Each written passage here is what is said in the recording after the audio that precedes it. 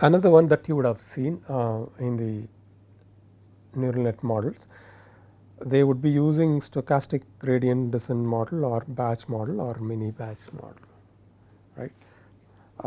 They are not very difficult to understand, very simple things. Stochastic model is something like, if you have a pair of sentence, let us say this is the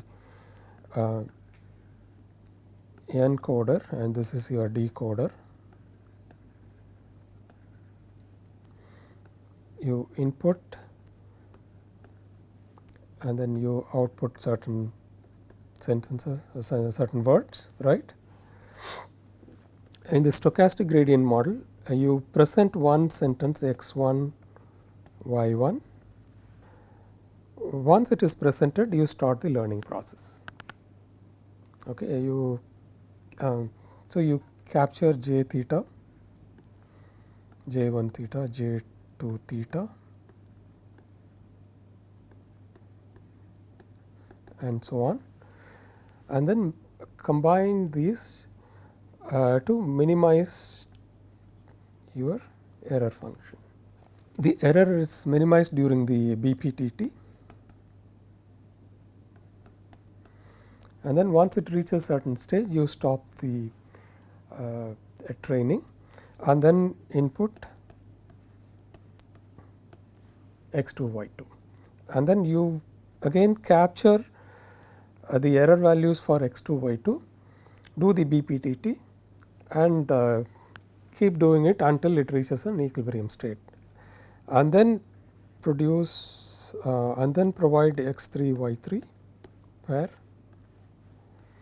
and do the training process and so on. Okay, so it is about, for every pair you minimize the error function. Okay, so this is the stochastic gradient model, which is very expensive, right. So if you have about 15 million sentences, you keep doing this every time for every pair of words. What is batch? Batch is very similar to this, but only one change. Instead of training for every pair, you take the entire batch, right. Feed this in. You feed this once it is done, feed the second one, feed the third one, and then all of those. Suppose if you have about xm, ym, you keep doing it until you finish the last pair and then start the training process. Okay, you just keep feeding one after the other and then finally start doing the training process once you finished feeding the xm, ym. So this is the batch process, and there is a mini batch.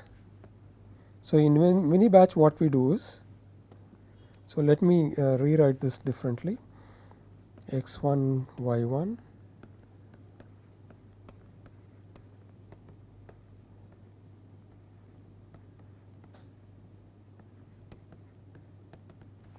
okay. So suppose if you have about let us say 1000 pairs of sentences.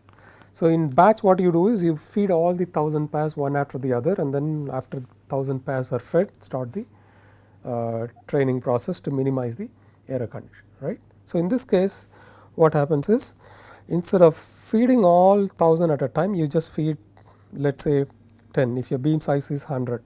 Okay. You feed 100 at a time and then do the gradient descent algorithm to train, to adjust the weights. So for every 100 pairs, you do the adjustment of weights and then keep going. Okay. This is efficient, this particular model, and you will find many of the models use mini batch for training. Okay. So these are three different types you will find in various research papers as well.